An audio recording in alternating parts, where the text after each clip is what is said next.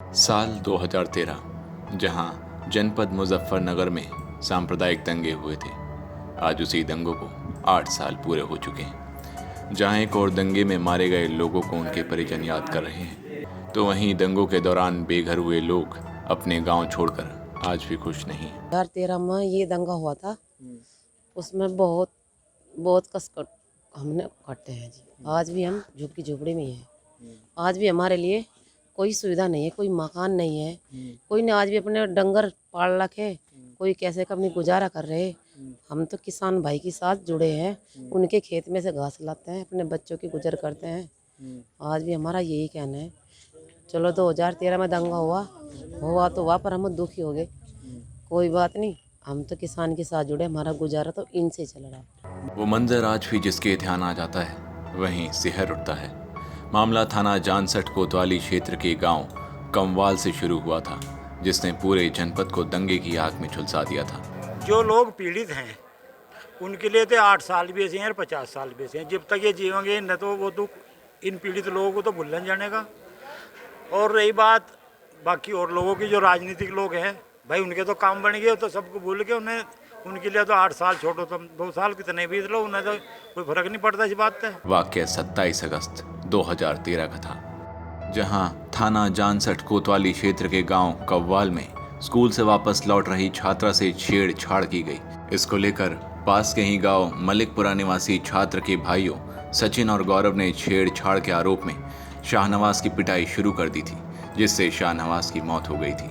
जिसके बाद वर्ग विशेष के लोगों की भीड़ ने सचिन और गौरव की पीट कर निर्मम तरीके से हत्या कर दी थी। नामजदगी को लेकर पंचायतों का दौर शुरू हो गया, जिसमें सबसे पहले 30 अगस्त 2013 को मुजफ्फरनगर के खालापारा में वर्ग विशेष के लोगों की पंचायत हुई, और फिर दोनों मृतक भाइयों सचिन और गौरव की श्रद्धांजलि सभा के बाद 7 सितंबर को नंगला मंदौड़ इंटर कॉलेज के मैदान में हुई पंचायत से वापस लौट रहे लोगों पर जगह जगह मुस्लिम समुदाय के लोगों ने हमला बोल दिया था, जिसके प्रतिशोध में पूरा मुजफ्फरनगर दंगे की आग में झुलस गया था। इस दंगे में 60 से भी ज्यादा लोगों की जान चली गई। जो ये दंगे दिए थे यही बहुत थे, और उनका जख्म 8 साल हो गया आज तक हम भर ही रहे हैं। और उन जख्मों को भरते भरते मुकदमे हमारे ऊपर, जिले का जो सबसे बिल्कुल ही निराला केस है ये। एक तो रविंदर जी के साथ भी यही है कि इनके बेटे की हत्या होने के बाद में मुकदमे भी इन्हीं पे दर्ज है। और 7 सितंबर के जो दंगे हुए थे जोली नहर के ऊपर, उसमें पहला केस पूरे ज़िले के अंदर मेरे पास है कि जिसके फादर की कैजुअलिटी होने के उपरांत 4 महीने में के बाद उस सरकार ने SIT द्वारा जो मेरा नाम फर्जी रखवाया गया था 6 महीने बाद, जिसमें मुझे जेल जाना पड़ा था। जेल के उपरांत में आपको पता है कि उसी दिन अगले दिन माताजी हार्ट अटैक से एक्सपायर हो गई थी, तो 3 घंटे की पैरोल पे मैं आया था। जबकि हजारों परिवार बेघर हो गए थे। इसी दौरान बेघर हुए लोगों को थाना शाहपुर क्षेत्र के कस्बा शाहपुर और गांव बसी सहित अन्य कई स्थानों पर बसाया गया। लोई सहित अन्य गांव में विस्थापित परिवारों को लाया गया था। हालांकि अब बहुत सारे परिवार अपने गांव को वापस लौट गए हैं, लेकिन जो नहीं लौट पाया वो बदहाली का जीवन जीने को मजबूर है। वहीं 7 सितंबर को नंगला मंदिर इंटर कॉलेज में हुई पंचायत से वापस लौटते समय थाना भोपा क्षेत्र के गांव बोकर हेड़ी निवासी किसान सोहन वीर की भी दंगाइयों ने हत्या कर दी थी, जिसके बेटे योगेंद्र वर्मा ने आज उनकी 8वीं बरसी हवन पूजा के साथ मनाई और उन्हें याद किया। गौरतलब है कि जहां एक और दंगे को 8 साल बीत गए हैं, वहीं अब मुस्लिम परिवार जाट और मुस्लिम भाईचारा कायम रखने की मुहिम चला रहे हैं।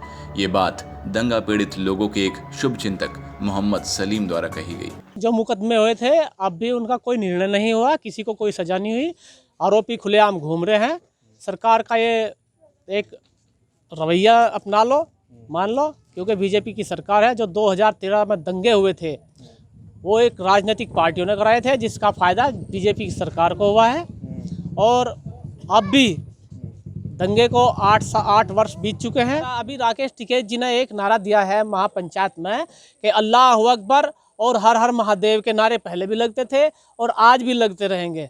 ये दंगा नहीं होएगा, तो उससे पहल हो रही है। हम भी भाईचारा चाह रहे हैं और फिर जाट और मुस्लिम एक मंच पर आना चाह रहे हैं। हम भी दंगे को भुलाकर अब भाईचारे की तरफ हाथ बढ़ा रहे हैं।